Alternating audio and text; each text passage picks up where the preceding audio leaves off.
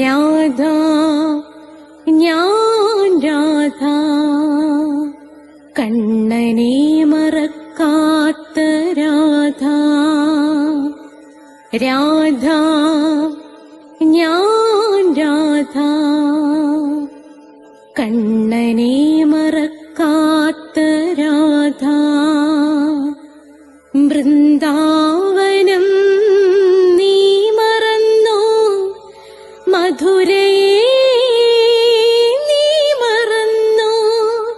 വൃന്ദാവനം നീ മറന്നോ, മധുരയെ നീ മറന്നോ.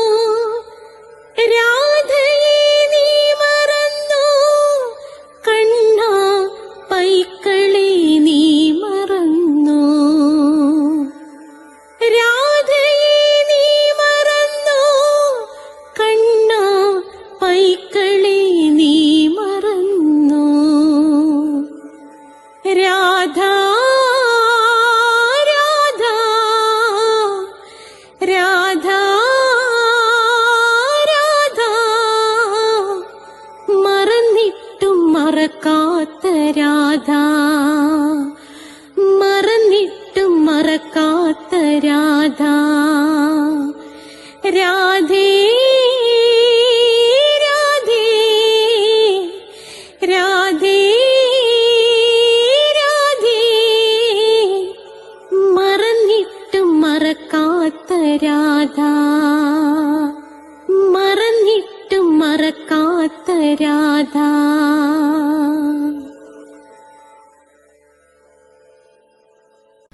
രാധേ രാധേ ഓ രാധേ രാധേ രാധേ രാധേ ഓ രാധേ രാധേ രാധേ രാധേ ഓ രാധേ രാധേ രാധേ രാധേ ഓ രാധേ രാധേ. രാധേ രാധേ എന്ന ചാനലിലേക്ക് എല്ലാ പ്രേക്ഷകർക്കും സ്വാഗതം. രാധയുടെ പ്രണയം 139ാമത്തെ എപ്പിസോഡിലേക്ക് കടക്കുകയാണ്. ഇതിനു മുമ്പുള്ള എപ്പിസോഡുകൾ നിങ്ങൾക്ക് പ്ലേലിസ്റ്റിൽ നിന്ന് കിട്ടുന്നതാണ്. നിങ്ങൾ സബ്സ്ക്രൈബ് ചെയ്താൽ എല്ലാ തിങ്കളാഴ്ചയും 12 മണിക്ക് നാരായണീയത്തിൻ്റെ ക്ലാസ്, എല്ലാ ചൊവ്വാഴ്ചയും 12 മണിക്കാണ് രാധയുടെ പ്രണയം, എല്ലാ ബുധനാഴ്ചയും മരണത്തെ തലനാരിയുടെ കീഴിൽ പരിശോധിക്കുന്ന കഠോപനിഷത്തിൻ്റെ ക്ലാസ്സാണ്, എല്ലാ വ്യാഴാഴ്ചയും അഷ്ടപതിയുടെ ക്ലാസ്സാണ്, എല്ലാ വെള്ളിയാഴ്ചയും നമ്മൾ ധമ്മോ പദമാണ്, അതായത് മോക്ഷം കിട്ടാൻ. അതുകൂടാതെ സ്പോക്കൺ ഇംഗ്ലീഷിൻ്റെ ക്ലാസ് ഇട്ടിട്ടുണ്ട് ഇതിനകത്ത്, അതും നിങ്ങൾ കാണുക. നിങ്ങൾക്ക് എൻ്റെ അടുത്ത് ചേർന്ന് പഠിക്കണമെങ്കിൽ ഞാൻ കൊല്ലത്താണ്, ഹോസ്റ്റൽ സൗകര്യങ്ങളൊക്കെ ഉണ്ട്. എനിക്ക് 30 ദിവസം കൊണ്ട് ഇംഗ്ലീഷ് സംസാരിക്കും, ഇല്ലെങ്കിൽ ഫീസ് തിരിച്ചു കൊടുക്കുമെന്നാണ് എൻ്റെ ഇത്. അതേ കണക്ക് തന്നെ ഇതിനകത്ത് ജ്യോതിഷമുണ്ട്. ഓരോ മാസത്തിൽ ജനിച്ചവരുടെ ഫലം, ഓരോ നക്ഷത്രത്തിൽ ജനിച്ചവരുടെ ഫലം, അത് നിങ്ങൾ കാണുക. ജ്യോതിഷപരമായി നിങ്ങൾക്ക് എന്ത് സംശയം ഉണ്ടെങ്കിലും എന്നെ വിളിക്കുക. 9645333999 ഡിസ്ക്രിപ്ഷൻ ബോക്സിൽ നമ്പറുണ്ട്. ജ്യോതിഷവും ഉപദേശം തികച്ചും സൗജന്യമായിരിക്കും. അതേ കണക്ക് അഷ്ടാവക്ര ഗീതയുണ്ട്, ഹിന്ദുക്കൾ അറിയേണ്ടവ ഉണ്ട്. പിന്നെ ഇതൊക്കെ പ്ലേലിസ്റ്റിലുള്ളതാണ്. ഭഗവാൻ കൃഷ്ണൻ്റെ അവതാരമായ ശ്രീബുദ്ധൻ്റെ ജനനം മുതൽ മരണം വരെയുള്ള ജീവിത കഥ ഇട്ടിട്ടുണ്ട്. അങ്ങനെ ഷോർട്സ് വീഡിയോസ് ഉണ്ട്. അങ്ങനെ നിങ്ങൾ കാണുക. പ്ലേലിസ്റ്റ് എടുക്കുമ്പോൾ നിങ്ങൾക്ക് അതിൻ്റെ ലിസ്റ്റ് കിട്ടുന്നതായിരിക്കും. അപ്പം നമുക്ക് പ്രാർത്ഥിച്ചിട്ട് തുടങ്ങാം. ഓം മഹാഗണപതയേ നമഃ. ഓം ശ്രീ രാധാകൃഷ്ണായ നമഃ. ഓം രാധായേ സ്വാഹ. രാധേ രാധേ ഓ രാധേ രാധേ രാധേ രാധേ ഓ രാധേ രാധേ രാധേ രാധേ ഓ രാധേ രാധേ രാധേ രാധേ ഓ രാധേ രാധേ രാധേ രാധേ ഓ രാധേ രാധേ രാധേ രാധേ ഓ രാധേ രാധേ. ബർസാനേ വാലി രാധാറാണി കി ജയ്. എൻ്റെ മാതാവ് രാധാറാണി കി ജയ്. എനിക്ക് സർവൈശ്വര്യങ്ങളും വാരിക്കോരിത്തരുന്ന എൻ്റെ പൊന്ന് രാധാറാണി അമ്മ കി ജയ്. എനിക്ക് രോഗങ്ങൾ വരാതെ കാത്തുരക്ഷിക്കുന്ന രാധാറാണി അമ്മ കി ജയ്. എന്നെ സർവ പാപങ്ങളിൽ നിന്നും മോചിപ്പിക്കുന്ന രാധാറാണി അമ്മ കി ജയ്. അപ്പോൾ രാധികാ കവചം 2 ഉണ്ട്. ആ 2 രാധികാ കവചവും കൃഷ്ണപ്രിയ പാടിയിട്ടിട്ടുണ്ട്. ഞാൻ പഠിപ്പിച്ചിട്ടുണ്ട്. അത് എന്നും ചൊല്ലണേ. രാധാ സഹസ്രനാമം വരികൾ ഉൾപ്പെടെയും വരികളില്ലാതെയും ഉണ്ട്. നിങ്ങളത് എല്ലാ ദിവസവും രാധികാ സഹസ്രനാമം നിങ്ങൾ കൃത്യമായിട്ട് എന്ത് ചെയ്യണം, ചൊല്ലണം. അതിനകത്തൊരു മുടക്കവും വരുത്തരുത്. പിന്നെ കഠിന കൃഷ്ണഭക്തനായ ഞാനെങ്ങനെ രാധാഭക്തനായ എന്നുള്ള വീഡിയോ ഉണ്ട്. ആവശ്യമുള്ളവർ എൻ്റെ 96453339 ഒരു മെസ്സേജ് അയച്ചാൽ നിങ്ങൾക്ക് ഞാൻ ലിങ്ക് അയച്ചു തരുന്നതായിരിക്കും. അപ്പോൾ ഇനി നമുക്ക് തുടങ്ങാം. അപ്പോൾ നമുക്ക് ആദ്യം കൃഷ്ണന്റെ ഒരു കഥ പറഞ്ഞിട്ടാണല്ലോ, രാധാറാണിയുടെ കഥ പറഞ്ഞിട്ടാണല്ലോ നമ്മൾ തുടങ്ങുന്നത്. അപ്പം നമുക്ക് അങ്ങനെ തുടങ്ങാം. ഓം രാധായേ സ്വാഹ. ശ്രീകൃഷ്ണ ഭഗവാൻ വൃന്ദാവനത്തിലൂടെ അങ്ങനെ ഒറ്റയ്ക്ക് നടക്കുകയാണ്. നേരം രാത്രിയായി. കൃഷ്ണൻ യമുനയുടെ തീരത്ത് വന്നു നിന്നു. യമുനയിൽ നിന്നൊരൽപ്പം ജലം കയ്യിലെടുത്തു, തൻ്റെ മുഖത്തെ കൊഴിച്ചു. എന്നിട്ട് കൃഷ്ണൻ വിചാരിക്കുകയാണ്, എത്രയോ ജന്മം കൊണ്ട് എന്നിൽ അലിയാൻ കൊതിക്കുന്നവരാണ് ഇവിടെ ഗോപികമാരായി ജനിച്ചിരിക്കുന്നത്. ഇന്ന് വൈശാഖ പഞ്ചമിയാണ്. ഇതാണ് രാസലീലയ്ക്കുള്ള മുഹൂർത്തം.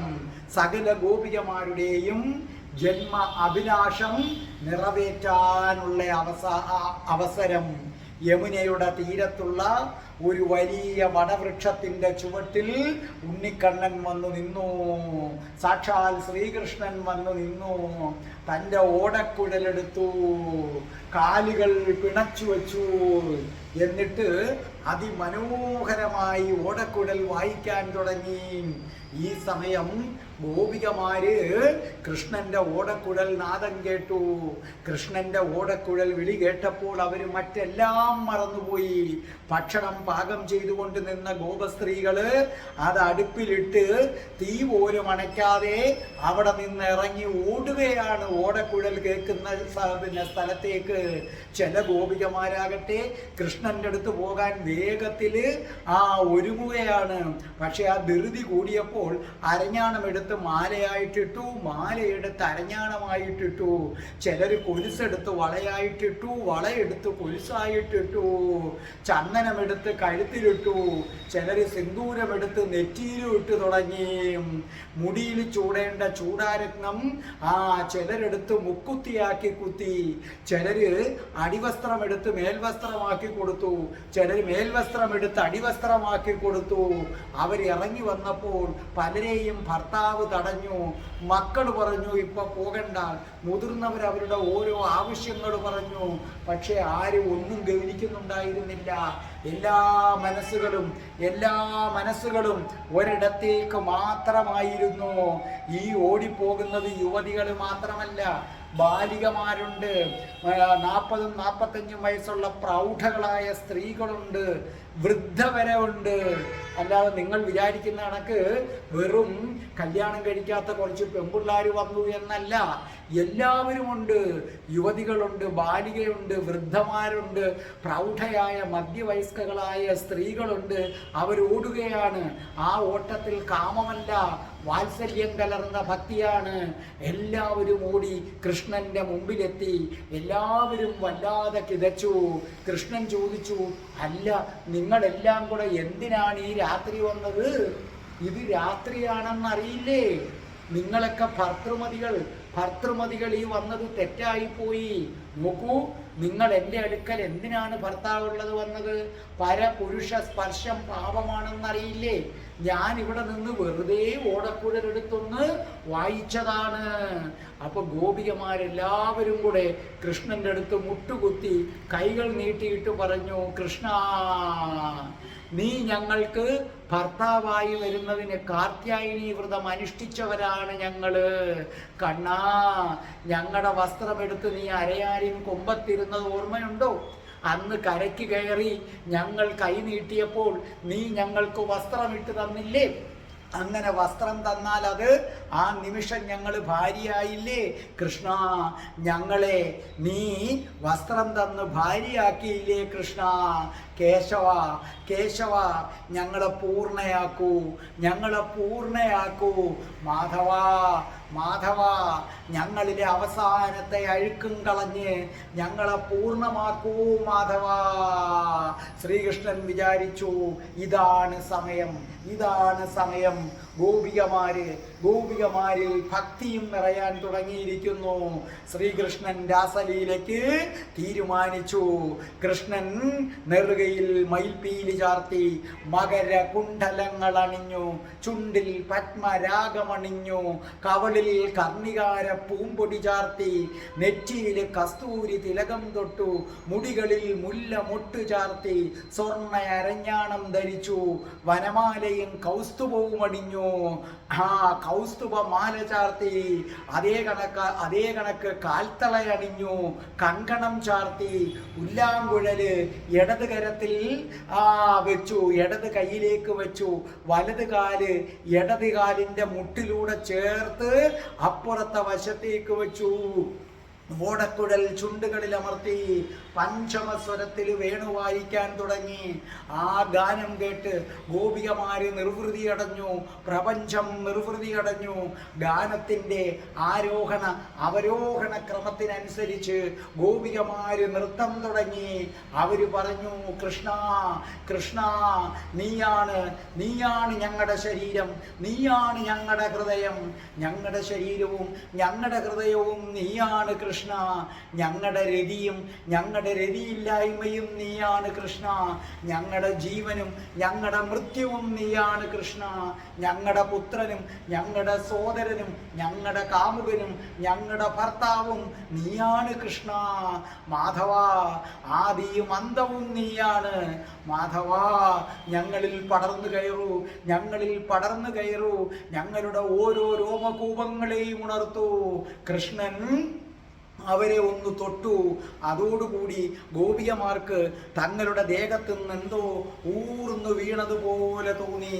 തങ്ങളിൽ നിന്നെന്തോ ഉരിഞ്ഞ് ശരീരത്തിൽ നിന്ന് അടർന്നു പോയതുപോലെ തോന്നി. ഈ സമയം ഓരോ ഗോപികമാരും ആരും തൊടാത്ത, ആരും മണപ്പിച്ചിട്ടില്ലാത്ത പനിനീർപ്പൂ പോലെ പരിശുദ്ധരായി മാറി. ആ സമയത്ത് കൃഷ്ണൻ എത്ര ഗോപികമാരുണ്ടോ അത്രയും രൂപങ്ങൾ പൂണ്ട്. ഒരു ഗോപിക മറ്റൊരു ഗോപിയെ കാണുന്നില്ല. കൃഷ്ണൻ മായയാൽ അത് മറച്ചു. ഒരു ഗോപികയുടെ അടുത്ത് നിൽക്കുന്ന കൃഷ്ണനല്ല അടുത്ത ഗോപികയുടെ അടുത്ത് നിൽക്കുന്നത്. യുവതികളുടെ അടുത്ത് യുവാവായ കൃഷ്ണൻ, ബാലികമാരുടെ അടുത്ത് ബാലകനായ കൃഷ്ണൻ, വൃദ്ധകളായ സ്ത്രീകളുടെ അടുത്ത് അവരുടെ പ്രായത്തിലുള്ള കൃഷ്ണൻ. എല്ലായിടങ്ങളിലും അവരവരുടെ പ്രായത്തിനനുസരിച്ചാണ് കൃഷ്ണൻ രാസനടനം തുടങ്ങി, രാസനൃത്തം തുടങ്ങുകയാണ്. ഓരോ ഗോപികയ്ക്കും ഓരോ കണ്ണൻ. ഗോപികമാരറിയുന്നില്ല, മറ്റു ഗോപികമാരുണ്ടെന്നറിയുന്നില്ല. അതേ അത്ഭുതകരമായ രാസനടനം അങ്ങനെ തുടങ്ങുകയാണ്. ഗോപികമാരാർ തലച്ച് നൃത്തം ചവിട്ടി. ഗോപികമാരുടെ മുടിക്കെട്ടഴിഞ്ഞു, അവരുടെ കസ്തൂരി തിലകം മാഞ്ഞു, അവരുടെ കവിളിണകൾ ചുവന്നു, അവരുടെ വസ്ത്രം അഴിഞ്ഞു, അവരുടെ മാറിടങ്ങൾ ഉയർന്നു താണു, അവരിൽ നിന്ന് സീൽക്കാരങ്ങൾ പുറത്തേക്ക് വന്നു. പ്രകൃതിയും പുരുഷനും ഒന്നാകുന്ന അസുലഭ കാഴ്ച, അസാധാരണമായ കാഴ്ച. രാസനടനം തുടരുകയാണ്. രാസക്രീഡ കാണാൻ വേണ്ടി ദേവന്മാർ ആകാശത്ത് നിരന്നു. എല്ലാ ദേവഗണങ്ങളും ആകാശത്തെത്തി. വൃന്ദാവനത്തിലെ മണൽപ്പരപ്പിൽ ഇപ്പോൾ 1000 കണ്ണന്മാർ, 1000 ഗോപികമാർ. ഓരോ ഗോപികമാർക്കും ഓരോ ഭാവം. ചിലരാകട്ടെ കണ്ണനെ മാറിടം കൊണ്ട് മർദ്ദിക്കുന്നതായി ഭാവിക്കുന്നു. മറ്റൊരുവൾ അരക്കെട്ട് രതിയാൽ ചലിപ്പിക്കുന്നതായി കാണിക്കുന്നു. വേറൊരുവൾ കണ്ണന്റെ കൈ പിടിച്ചുകൊണ്ട് ഇങ്ങനെ വട്ടം ചുറ്റുകയാണ്. നടനത്തിന് വേഗതയേറുകയാണ്. മറ്റൊരുവളാകട്ടെ അവളുടെ ചുണ്ടുകൾ കണ്ണന്റെ ചുണ്ടിനോട് ഉരസുന്നതായി ഭാവിക്കുന്നു. ഗാനത്തിന് വേഗത ഏറുകയാണ്. ഗാനം അസാധാരണമായ ഗാനം. ഇന്നുവരെ ആരും കേട്ടിട്ടില്ലാത്ത രാഗങ്ങള്, സപ്തരാഗങ്ങളും ഒന്നിനു പുറകെ ഒന്നായി അസാധാരണമായി മാറി മറിയുന്ന കാഴ്ച. ഷഡ്ജം, ഋഷഭം, ഗാന്ധാരം, മധ്യമം, പഞ്ചമം, ധൈവതം, നിഷാദം, സപ്തസ്വരങ്ങൾ ഇടകലർന്ന് ഒഴുകുകയാണ്. ഇത് കാണാൻ വേണ്ടി പാർവതി വല്ലഭൻ അർദ്ധനാരീശ്വരനെത്തി. അപ്പോൾ അർദ്ധനാരീശ്വരൻ പറഞ്ഞു, ഈ താണ്ഡവത്തിന്റെ മറുപുറമാണ് ശൃംഗാരം. നാം താണ്ഡവമാടുന്നു, കൃഷ്ണൻ ശൃംഗാരമാടുന്നു. എങ്കിലും ശൃംഗാരം തന്നെ അതീവ ശ്രേഷ്ഠം. സന്തുഷ്ടനായ അർദ്ധനാരീശ്വരൻ ശിവൻ മന്ദാര പൂക്കള് ചൊരിഞ്ഞു. ഈ രാസനൃത്തം കണ്ട് ചന്ദ്രൻ തരിച്ചു നിന്നു. കാറ്റുകൾ ചലിക്കാതെയായി, പാതിരാപ്പൂക്കൾ വിടരാതെ കൂമ്പി ഈ നൃത്തം ആസ്വദിച്ചുകൊണ്ട് നിന്നു. നവഗ്രഹങ്ങൾ നിശ്ചലരായി തീർന്നു. പാർവതി പറഞ്ഞു, എങ്കിലും നാഥ, ഈ രാസനടനത്തിനൊരു പൂർണ്ണതയില്ല. എന്തോ ഒരു കുറവ് ഈ രാസനടനത്തിനുണ്ട്. അപ്പോൾ ശിവൻ പറഞ്ഞു, അതേ ദേവി, രാസനൃത്തം ഉജ്ജ്വലമാണ്, പക്ഷേ ഇത് പൂർണ്ണമല്ല.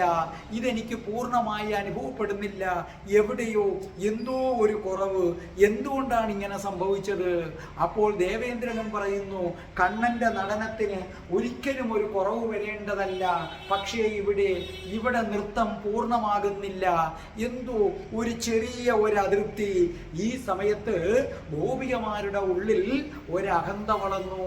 കണ്ടില്ലേ, കണ്ണൻ എൻ്റെ കൂടെ മാത്രമാണ് നൃത്തം ചെയ്യുന്നത്, കണ്ണൻ എന്നോടൊപ്പം മാത്രമാണ് രമിക്കുന്നത്. കൃഷ്ണൻ മനസ്സിൽ പറഞ്ഞു, സമയമായി, അഹങ്കാരത്തിന്റെ അവസാനത്തെ കണികയും കളയാൻ സമയമായി. കൃഷ്ണൻ പെട്ടെന്ന് അവിടെ നിന്ന് അപ്രത്യക്ഷനായി. അവിടെ നിന്ന് കൃഷ്ണൻ നേരെ പോയത് ശരചന്ദ്രവനത്തിലാണ്.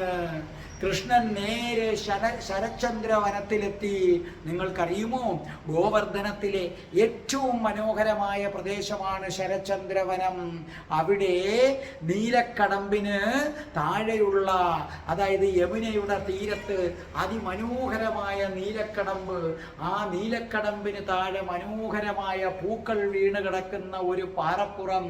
അതിൻ്റെ പുറത്തിരുന്നു കൊണ്ട് യമുനയിലേക്ക് ഇങ്ങനെ കാലുകളുമിട്ട് എന്തോ ആലോചിച്ചുകൊണ്ട് ഈ പ്രപഞ്ചത്തിലെ സകല സൗന്ദര്യവും ഒത്തുചേർന്ന, ഈ പ്രപഞ്ചത്തിലെ ഈ 14 ലോകങ്ങളിലെ സകല സൗന്ദര്യവും ഒത്തുചേർന്ന സൗന്ദര്യധാമം രാധ എല്ലാം മറന്നിരിക്കുകയാണ്. കൃഷ്ണൻ നടന്ന് രാധയുടെ പിന്നിലെത്തി. കൃഷ്ണൻ പതുക്കെ വിളിച്ചു, രാധേ. പക്ഷേ രാധ വിളി കേട്ടില്ല. രാധ മറ്റേതോ ഒരു ലോകത്തായിരുന്നു.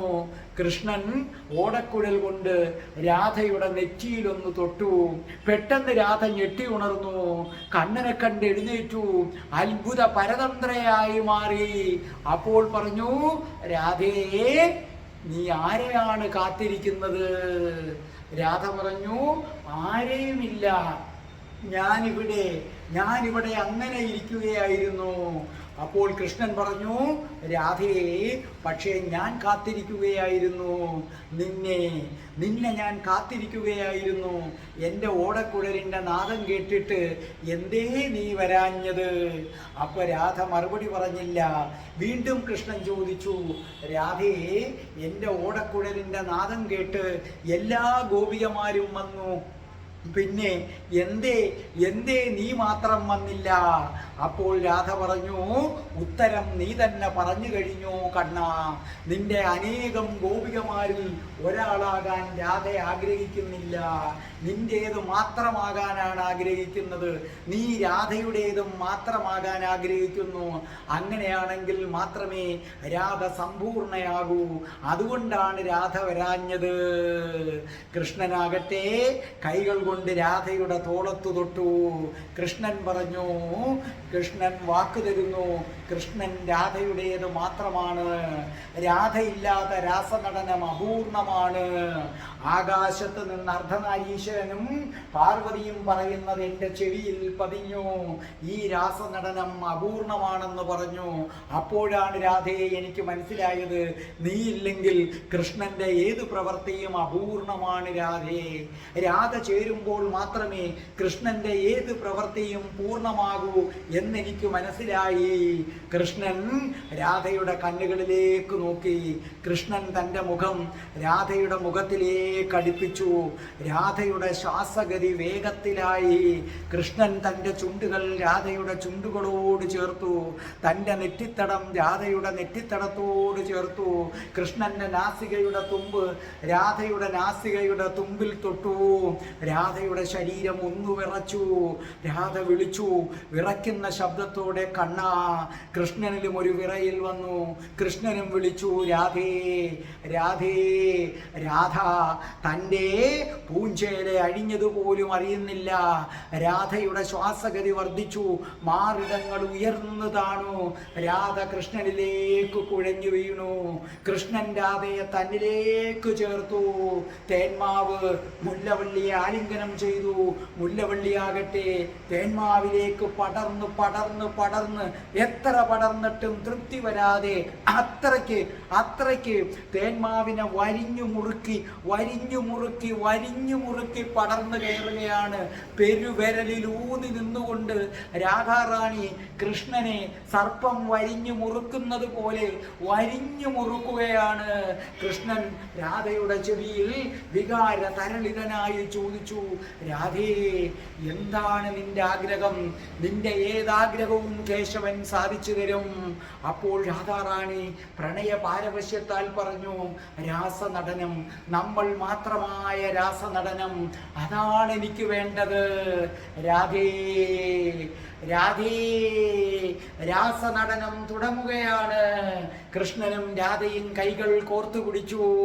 കൃഷ്ണൻ തൻ്റെ നെറ്റിത്തടം രാധയുടെ നെറ്റിത്തടത്തിൽ തൊട്ടു. കൃഷ്ണൻ തൻ്റെ ചുണ്ടുകൾ രാധയുടെ ചുണ്ടുകളിൽ ഉരസി. രാധ തൻ്റെ ചുണ്ടുകൾ കൃഷ്ണന്റെ ചുണ്ടുകളിൽ ഉരസി. അസാധാരണമായ നൃത്തം തുടങ്ങുകയാണ്. ആ നൃത്ത ചുവടുകൾ വന്നു. രാധയാകട്ടെ മെല്ലെ മെല്ലെ നൃത്ത ചുവടിലേക്ക് കയറി. കൃഷ്ണനും മെല്ലെ മെല്ലെ നൃത്ത ചുവടിലേക്ക് കയറി. പതുക്കെ നൃത്തത്തിന്റെ വേഗത കൂടി. രാധാറാണിയുടെ നൂപുരവും അരഞ്ഞാണവും ആടി ഉലഞ്ഞു. രാധാറാണി വട്ടം കറങ്ങുകയാണ്. അരക്കെട്ടുകൾ തമ്മിൽ പരസ്പരം ചേർത്ത് മലർന്നും ചരിഞ്ഞും അവർ നൃത്തം ചവിട്ടുകയാണ്. കൃഷ്ണന്റെ കൈകൾ കോർത്ത് കൃഷ്ണന്റെ കൈകളിൽ മലർന്നു കിടക്കുന്ന രാധ, അത് കഴിഞ്ഞ് രാധയുടെ കൈകളിൽ മലർന്നു കിടക്കുന്ന കൃഷ്ണൻ വശങ്ങളിലേക്ക് ചാഞ്ഞും ചരിഞ്ഞും ആ നൃത്തം തുടരുകയാണ്. അത് കാണാൻ ആകാശത്ത് ദേവന്മാര്, ഋഷിമാര്, ത്രിമൂർത്തികള്, ഗന്ധർവന്മാര്, കിന്നരന്മാര്, കിം പുരുഷന്മാര് എല്ലാവരും നിരന്നു ഉജ്ജ്വലമായ നൃത്തം നടത്തുകയാണ്. രാധാജിയുടെ കാർക്കൂന്തൽ അഴിഞ്ഞു ഉലഞ്ഞു. പൂഞ്ചേലകൾ അഴിഞ്ഞു. കസ്തൂരി മുഖമാകെ വിയർപ്പിൽ പടർന്നു കയറി. സ്തനങ്ങൾ ഉയർന്നു താണു. അരക്കെട്ടുകൾ ചേർത്ത് വച്ച് രണ്ടുപേരും വട്ടം ചുറ്റി. അതിനുശേഷം രാധ പെരുവിരലൂന്നി കൃഷ്ണന്റെ നെറ്റിയിൽ ചുണ്ടുകൾ അമർത്തിക്കൊണ്ട് വട്ടം കറങ്ങി. കൃഷ്ണനാകട്ടെ രാധയെ തന്റെ കൈകളിൽ എടുത്തുകൊണ്ട് അസാധാരണമായ രീതിയിൽ ചുവടുകൾ വയ്ക്കാൻ തുടങ്ങി. അസാധാരണമായ നൃത്തം, രാസനൃത്തം. കൃഷ്ണനും രാധയും, രാധയും കൃഷ്ണനും, കൃഷ്ണനും രാധയും, രാധയും കൃഷ്ണനും രണ്ടുപേരും പരസ്പരം മറന്ന് നൃത്തമാടുകയാണ്. ദേവന്മാർ ഹാ ഹാ ഹാ എന്ന അത്ഭുത ശബ്ദങ്ങൾ പുറപ്പെടുവിക്കുകയാണ്. അതേ, കൃഷ്ണൻ അത്ഭുതപ്പെട്ടു. എത്രയായിട്ടും രാധ തളരുന്നില്ല. കൃഷ്ണൻ രാധയെ കോരിയെടുത്ത് ജലത്തിലേക്ക് ഇറങ്ങി. യമുനയുടെ പടർപ്പിലായി നൃത്തം. യമുനയിൽ നിന്ന് നൃത്തം ചവിട്ടാൻ തുടങ്ങി. ചവിട്ടി ആ നൃത്തത്തിന്റെ ഒടുവിൽ കൃഷ്ണന്റെ നെഞ്ചിലേക്ക് കുഴഞ്ഞു വീണു. കൃഷ്ണൻ രാധയെ വാരിപ്പുണർന്ന കൃഷ്ണൻ രാധയുടെ ചെവിയിൽ മന്ത്രിച്ചു, രാധേ, നിന്നെ ഞാൻ സ്നേഹിക്കുന്നു. രാധ പറഞ്ഞു, കണ്ണാ, ഞാനും. രാധേ, ഞാനൊന്ന് മനസ്സിലാക്കുന്നു, നീയില്ലാതെ കണ്ണന്റെ ഒരു പ്രവർത്തനവും പൂർണ്ണമാകില്ല. ഇന്നു മുതൽ കണ്ണൻ ഒരിക്കലും രാധയില്ലാതെ രാസനടനം നടത്തില്ല. നീ ഇല്ലാതെ നടത്തിയ ഒരേ ഒരു രാസനടനം, ആദ്യത്തതും അവസാനത്തതും ഇതായിരിക്കും. ഇനിയുള്ള രാസനൃത്തം നീയാണ് നയിക്കുന്നത്, നീയാണ് നയിക്കുന്നത് രാധേ. കൃഷ്ണന്റെ നെഞ്ചിൽ ഒട്ടിച്ചേർന്ന് രാധറാണി നിന്നു. കൃഷ്ണൻ യമുനയുടെ ജലപ്പരപ്പിൽ രാധയെ തൻ്റെ നെഞ്ചോട് ചേർത്തു. ഇത് കണ്ട് ദേവന്മാരും ഋഷിമാരും ത്രിമൂർത്തികളും ഗന്ധർവ കിന്നരന്മാരും കിംപുരുഷന്മാരും ഒന്നിച്ചു പറഞ്ഞു, രാധേ രാധേ കൃഷ്ണ കൃഷ്ണ, രാധേ രാധേ കൃഷ്ണ കൃഷ്ണ, രാധേ രാധേ കൃഷ്ണ കൃഷ്ണ, രാധേ രാധേ കൃഷ്ണ കൃഷ്ണ, രാധേ രാധേ. അപ്പൊ നമുക്ക് കഴിഞ്ഞെടുത്ത് നിർത്തിയെടുത്തുനിന്ന് നമുക്ക് തുടങ്ങാം. അതിനു മുമ്പ് ഒരു കാര്യം ഞാൻ നിങ്ങളോട് പറയട്ടെ. ഞാൻ നേരത്തെ പറഞ്ഞിരുന്നു, മഹാനവമി ആയതുകൊണ്ട് പൂജവെപ്പിൻ്റെ ഇതിന് ഞാൻ മധുരയ്ക്ക് പോയിരുന്നു. 6-7 ദിവസം കഴിഞ്ഞാണ് ഞാൻ തിരിച്ചു വരുന്നത്. അതുകൊണ്ട് അത്രയും ദിവസത്തെ വീഡിയോ എനിക്ക് റെക്കോർഡ് ചെയ്യേണ്ടതായിട്ട് വന്നു. അതുകൊണ്ട് ഈ ഭാഗം ഞാൻ അല്പം ചുരുക്കുകയാണ് ഇപ്രാവശ്യത്തേക്ക്. അടുത്ത വട്ടമാകുമ്പോൾ നമുക്കത് വിശാലമായിട്ട് കയറാം. അപ്പം ഞാൻ കഴിഞ്ഞത് എവിടാണ് നിർത്തിയതെന്ന് തൊട്ട് നമുക്ക് തുടങ്ങാം. ദ്രൗപദി അർജുനനെ വിവാഹം കഴിച്ചു. കൊണ്ടുവന്നപ്പോൾ കുന്തിദേവി പറഞ്ഞു, ദ്രൗപദിയെ വിളിച്ചിട്ട് പറഞ്ഞു, ദ്രൗപദി, നിന്റെ ഏറ്റവും വലിയ ആഗ്രഹം ദ്രോണരെ വധിക്കുക എന്നതല്ലേ? ദ്രൗപദി പറഞ്ഞു, അതെ. അങ്ങനെയാണെന്നുണ്ടെങ്കിൽ അർജുനൻ ദ്രോണരെ വധിക്കില്ല. അത് ദ്രൗപദിക്കൊരു ഞെട്ടലുണ്ടാക്കി. കാരണം താൻ ഇത്രയും കഷ്ടപ്പെട്ടത് ദ്രോണരെ വധിക്കണം. തൻ്റെ പിതാവിനെ അപമാനിച്ച ദ്രോണരെ വധിക്കുകയാണ് വേണ്ടത്. പക്ഷേ ആര് വധിക്കുമെന്ന് പറഞ്ഞാണോ കെട്ടിയത്, അയാൾ ഒരു കാരണവശാലും വധിക്കില്ല എന്ന് കുന്തി പറഞ്ഞപ്പോൾ ആകെ തളർന്നുപോയി. അപ്പൊ ദ്രൗപദി ചോദിച്ചു, എന്താ അമ്മേ കാര്യം? അവന്റെ ഗുരുവാണ്, ഗുരുവിനെ അവൻ വധിക്കുമെന്ന് കരുതുന്നുണ്ടോ? അവൻ മറ്റുള്ളവരെ പോലെ അല്ല മകളെ, അവൻ ധർമ്മത്തിൽ ഉറച്ചു വിശ്വസിക്കുന്നവനാണ്. അവൻ ധർമ്മത്തിലൂടെ മാത്രമേ സഞ്ചരിക്കാറുള്ളൂ. അത് നിങ്ങൾ മനസ്സിലാക്കണം. പലപ്പോഴും ആളുകൾ കർണനെ കുറിച്ച് വലിയ ഗ്രേറ്റ് ആണെന്ന് പറയും, കർണനും അർജുനനും തമ്മിൽ തുല്യ ശക്തിയാണെന്ന് പറയും. ഒരിക്കലുമല്ല. കാരണം അർജുനൻ പലപ്പോഴും ദിവ്യാസ്ത്രങ്ങൾ, അർജുനനല്ല കർണൻ പലപ്പോഴും ദിവ്യാസ്ത്രങ്ങൾ പ്രയോഗിക്കുമ്പോഴും അർജുനൻ ഒരൊറ്റ ദിവ്യാസ്ത്രം എടുത്തിട്ടില്ല. ശിവനിൽ നിന്ന് നേടിയ പാശുപതാസ്ത്രം ഒന്നു മതി കർണനെ ഇല്ലാതാക്കാൻ. പക്ഷേ ദിവ്യാസ്ത്രം പ്രപഞ്ചത്തിൽ മാറ്റമുണ്ടാക്കും. അത് അവസാന കൈയാണ്. അതുകൊണ്ട് ഒരിക്കലും താൻ ജയിക്കാൻ വേണ്ടി അർജുനൻ അത് ചെയ്തിട്ടില്ല. അതുകൊണ്ട് തന്നെ അർജുനൻ ദ്രോണരെ വധിക്കുകയില്ല.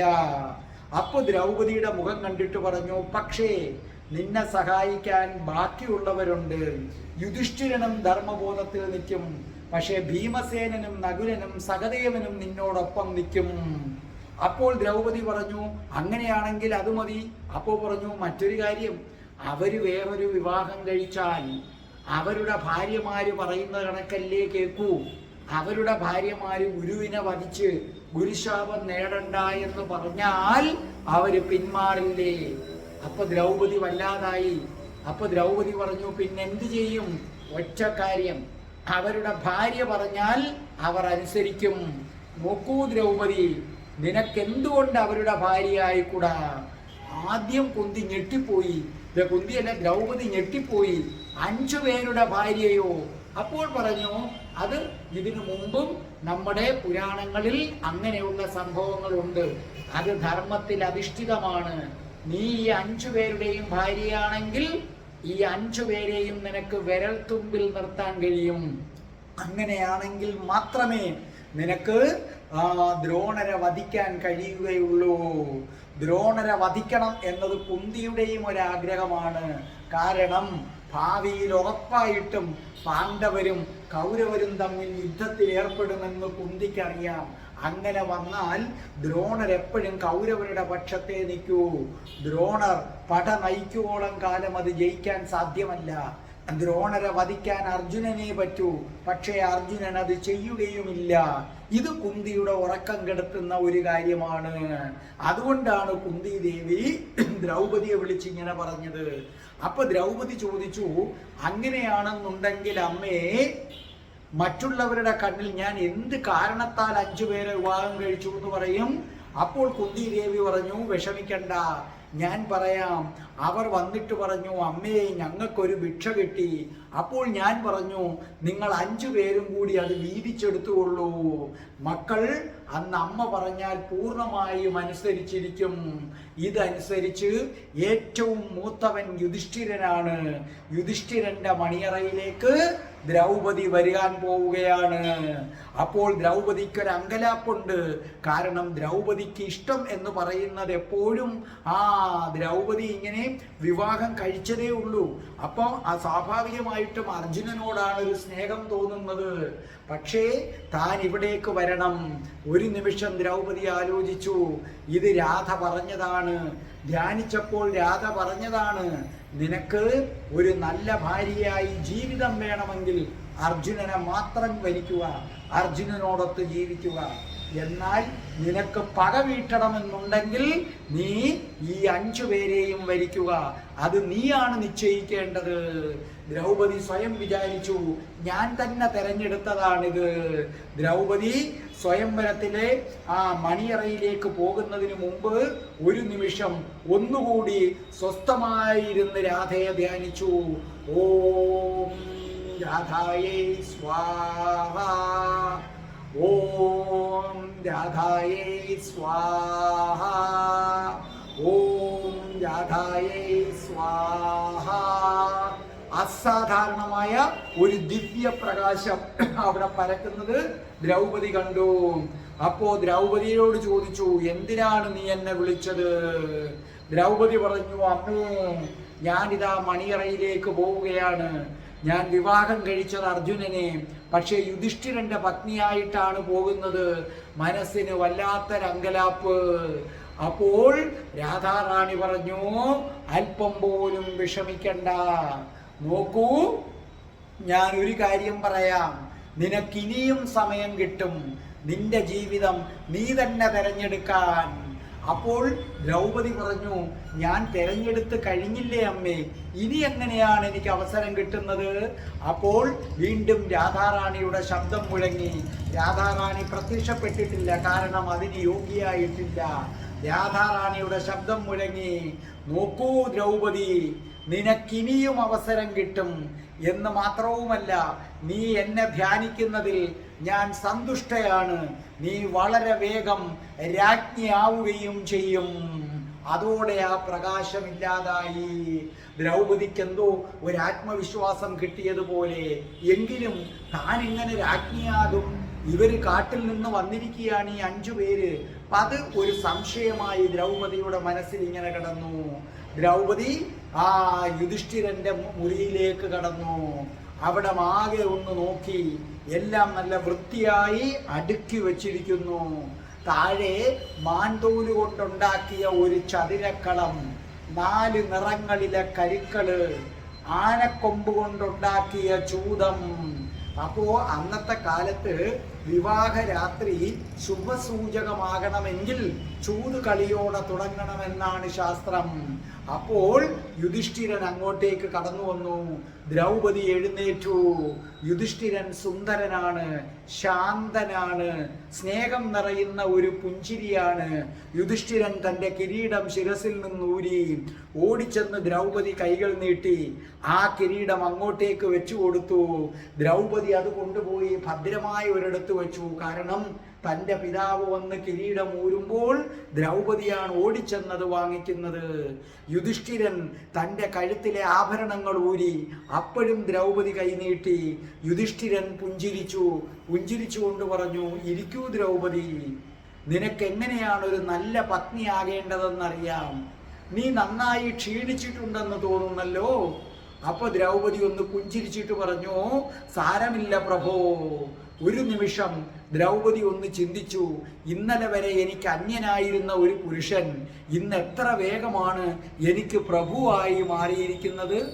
അപ്പോൾ യുധിഷ്ഠിരൻ ഒന്ന് പുഞ്ചിരിച്ചിട്ട് പറഞ്ഞു, നോക്കൂ ദ്രൗപദി, ഇന്ന് വൈകുന്നേരം ഇവിടെ ഒരാൾ വന്നിരുന്നു. ആരാണെന്ന് അറിയുമോ? അപ്പോൾ ദ്രൗപദി ചോദിച്ചു, ആരാണ്? വിതുരൻ. വിതുരനമ്മാവൻ വന്നു. നമുക്ക് നിറയെ സമ്മാനങ്ങളുമായാണ് വന്നത്.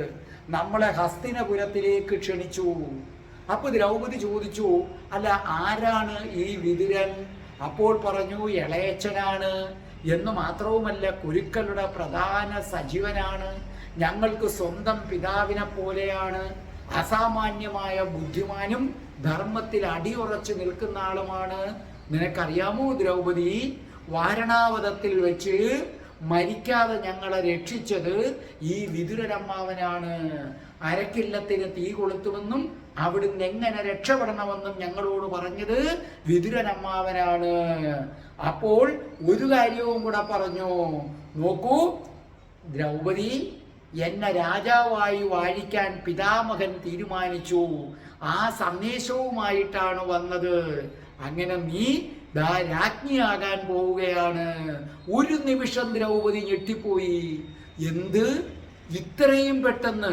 സെക്കൻഡുകൾക്ക് മുമ്പ് രാധാജിയുടെ അശരീരി വന്നതാണ്. അപ്പോൾ ഇത്രയും വേഗം താൻ വിചാരിച്ചിട്ടില്ല. ഒരു നിമിഷം ദ്രൗപദി അറിയാതെ കണ്ണുകളടച്ചു. കണ്ണുകളടച്ചിട്ട് രാധാജിയുടെ പാദങ്ങളെ നമസ്കരിച്ചു. അറിയാതെ അവിടെ ഇരുന്നു കൊണ്ട് ഉള്ളിൽ ധ്യാനിച്ചു, ഓം രാധായൈ സ്വാഹ, ഓം രാധായൈ സ്വാഹ. അപ്പൊ യുധിഷ്ഠിരൻ ചോദിച്ചു, എന്തു പറ്റി ദ്രൗപദി? ഒരു നിമിഷം നീ വേറെ എവിടെയോ പോയല്ലോ. അപ്പോൾ ദ്രൗപദി പറഞ്ഞു, ഞാൻ രാജ്ഞിയാകുന്നു എന്ന വിവരം ഞാൻ വളരെ നേരത്തെ അറിഞ്ഞു. യുധിഷ്ഠിരൻ അമ്പരന്ന് പോയി.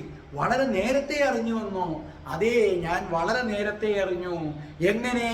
ദ്രൗപദി പുഞ്ചിരിച്ചിട്ട് പറഞ്ഞു, പ്രഭോ, ഈ മണിയറയിലേക്ക് വരുന്നതിന് മുമ്പ് ഞാൻ രാധയെ ധ്യാനിച്ചു.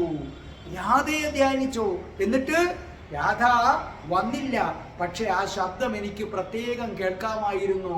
എന്നോട് പറഞ്ഞു, നീ എന്നെ ധ്യാനിക്കുന്നതിൽ ഞാൻ സന്തുഷ്ടയാണ്. നീ രാജ്ഞിയാകാൻ പോകുന്നു. പക്ഷേ ഇത്ര പെട്ടെന്ന് അത് സാധിക്കുമെന്ന് ഞാൻ അറിഞ്ഞില്ല. എൻ്റെ പ്രേക്ഷകരോട് ഞാൻ എപ്പോഴും പറയത്തില്ലേ, രാധാജി ഭക്തവത്സലയാണ്. വിചാരിക്കുന്നതിന് മുമ്പ് കാര്യങ്ങൾ നടത്തിത്തരും. അപ്പോൾ യുധിഷ്ഠിരൻ പറഞ്ഞു, എനിക്കതങ്ങോട്ട് ഉൾക്കൊള്ളാൻ പറ്റുന്നില്ല. കൃഷ്ണന്റെ ഒരു കാമുകിയല്ലേ രാധ. ആ രാധ നീ ധ്യാനിക്കുന്നു, ധ്യാനിച്ചപ്പോൾ പ്രകാശമായി വരുന്നു. ഇതെന്താ, രാധ ദൈവമാണോ? ദ്രൗപദി പുഞ്ചിരിച്ചിട്ട് പറഞ്ഞു, ദൈവമാണ്. കൃഷ്ണനും മുകളിലുള്ള ദൈവം, ഗോവിന്ദനേക്കാൾ വലിയ ദൈവം, ഗോവിന്ദനെ നിയന്ത്രിക്കുന്ന ദൈവം. യുധിഷ്ഠിരൻ പറഞ്ഞു, ഇതെനിക്കൊരു അത്ഭുതകരമായ വാർത്തയാണല്ലോ. ആട്ടെ, നീ സന്തോഷവതിയാണോ ദ്രൗപദി? ദ്രൗപദി പറഞ്ഞു, ഞാൻ അങ്ങേയറ്റം സന്തോഷവതിയാണ്. കാരണം എത്രയും പെട്ടെന്ന് ഞാൻ രാജ്ഞിയാകാൻ പോവുകയല്ലേ. ആട്ടെ, നമ്മൾ ഹസ്തിനപുരത്തേക്ക് പോകുന്നു. ഞാനൊരു കാര്യം ചോദിച്ചോട്ടെ, പിതാമഹൻ എങ്ങനെയാണ്? അപ്പോൾ പറഞ്ഞു, പിതാമഹൻ സ്വതവേ ഗൗരവക്കാരനാണ്. പക്ഷേ ആരാണോ ധർമ്മം തെറ്റിക്കുന്നത് അവർക്ക് ഭയങ്കരനാണ്. നിന്നെ സ്നേഹത്തോടു കൂടി തന്നെ പിതാമഹൻ സ്വീകരിക്കും. അക്കാര്യത്തിൽ ഒരു സംശയവും വേണ്ട. അപ്പൊ ദ്രൗപദി ചോദിച്ചു, പിതാമഹി എങ്ങനെയാണ്? അപ്പോൾ യുധിഷ്ഠിരൻ പറഞ്ഞു, അയ്യോ സർവേശ്വരി, ഞങ്ങളുടെ എല്ലാം മാതാവാണ്. അറിയില്ലേ, ഗുരു വേദവ്യാസൻ പിതാമഹിയുടെ പുത്രനാണ്. അപ്പോൾ പറഞ്ഞു, അതെനിക്കറിയാം. പിതാമഹിക്ക് നിന്നോട് അത്യധികം വാത്സല്യമായിരിക്കും.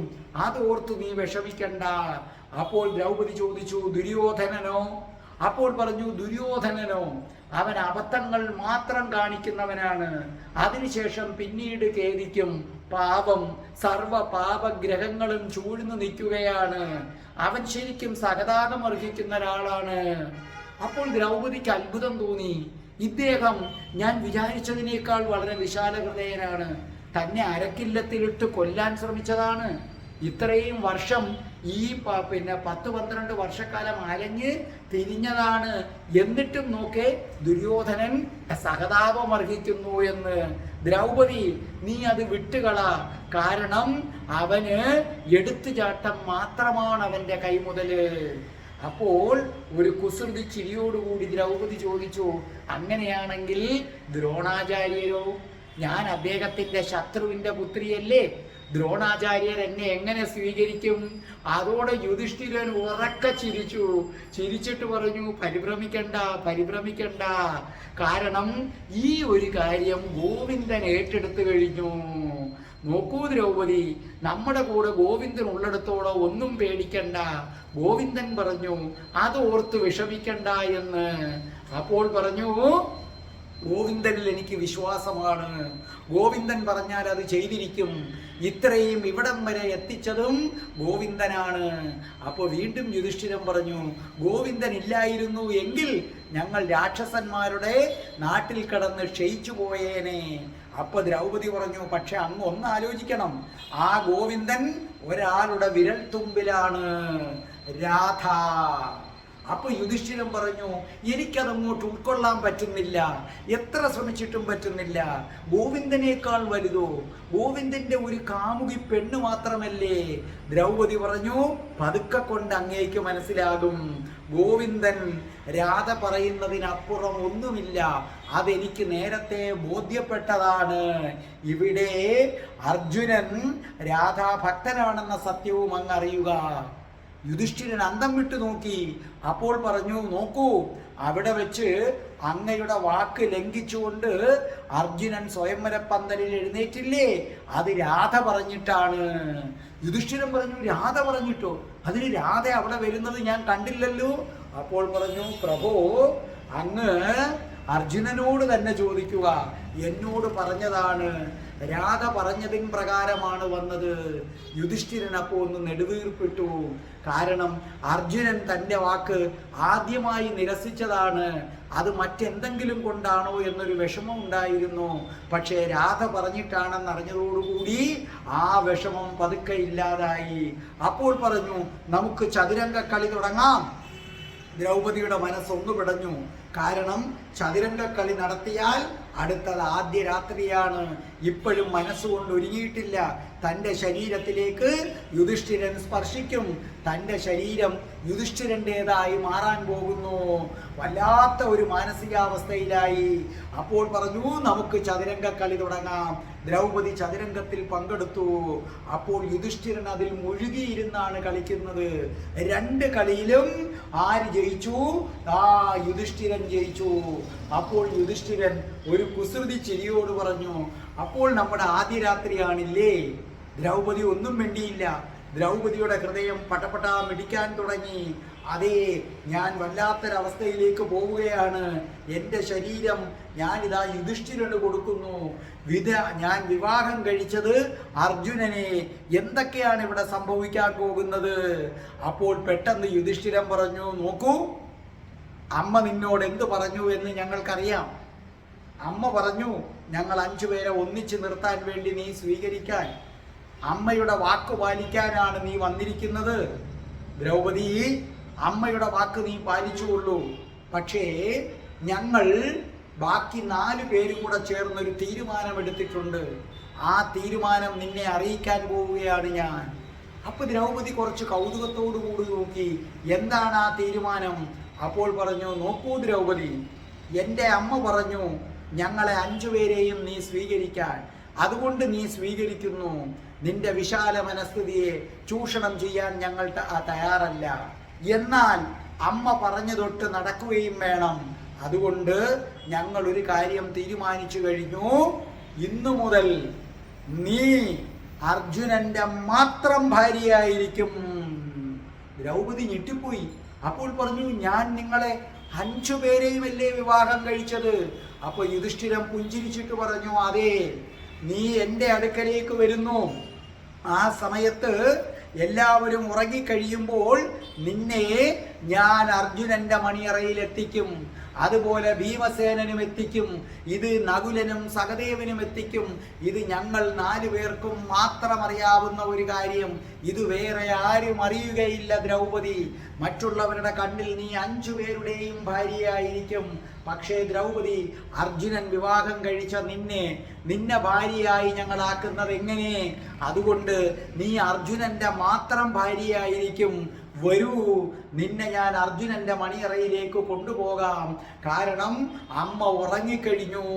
ദ്രൗപദി ആ സമയത്ത് അറിയാതെ വിളിച്ചുപോയി, രാധേ രാധേ. അപ്പൊ യുധിഷ്ഠിരൻ അമ്പരന്ന് ചോദിച്ചു, എന്താണ് ദ്രൗപദി നീ വിളിക്കുന്നത്? അപ്പോൾ പറഞ്ഞു, ഞാൻ പ്രഭു, അങ്ങ് വിശ്വസിക്കുമോ എന്ന് എനിക്കറിയില്ല. ഞാൻ ഈ മണിയറയിലേക്ക് കയറുന്നതിന് മുമ്പ് രാധാറാണി പറഞ്ഞു, വീണ്ടും വീണ്ടും ഒരിക്കൽ കൂടി നിനക്ക് അവസരം ലഭിക്കും, നിന്റെത് തിരഞ്ഞെടുക്കാൻ, നിന്റെ വഴി തിരഞ്ഞെടുക്കാൻ നീയാണെന്ന്, ആ അവസരം ലഭിക്കുമെന്ന് പറഞ്ഞു. അപ്പോൾ യുധിഷ്ഠിരൻ പറഞ്ഞു, രാധ അങ്ങനെ പറഞ്ഞു, അങ്ങനെ പറഞ്ഞു, എനിക്കിത് ഒട്ടും വിശ്വസിക്കാൻ പറ്റുന്നില്ല. അപ്പോൾ പറഞ്ഞു, അങ്ങ് വിശ്വസിക്കണ്ട, പക്ഷെ അതാണ് സത്യം. അപ്പൊ യുധിഷ്ഠിരൻ പറഞ്ഞു, ആയിക്കൊള്ളട്ടെ, വരൂ ദ്രൗപദി, നിന്നെ അർജുനന്റെ മണിയറയിലേക്ക് കൊണ്ടുപോകാം. മറ്റുള്ളവർ കരുതട്ടെ ഇന്ന് നീ യുധിഷ്ഠിരന്റെ കൂടെയാണെന്ന് കരുതട്ടെ, പക്ഷേ വേണ്ട ദ്രൗപദി, നീ അർജുനന്റെ മാത്രം സ്വന്തമാണ്. ഞാൻ നിന്നെ അർജുനന്റെ അടുത്തേക്ക് കൊണ്ടുപോകാം. ദ്രൗപദി ഒരു നിമിഷം അന്തം വിട്ടു നിൽക്കുകയാണ്. എന്തു ചെയ്യണം, എന്തു ചെയ്യണം? ഞാൻ അർജുനന്റെ അടുക്കലേക്ക് പോകണോ, അതോ ഈ 5 പേരുടെയും ഭാര്യയായി തന്നെ ഇരിക്കണോ? എന്താ വേണ്ടത്, എന്താ വേണ്ടത്? വല്ലാത്തൊരു മാനസികാവസ്ഥ. രാധാജി പറഞ്ഞത് ശരിയാണല്ലോ, ഒരിക്കൽ കൂടി നിനക്ക് അവസരം ലഭിക്കും, എന്ത് വേണമെന്ന്.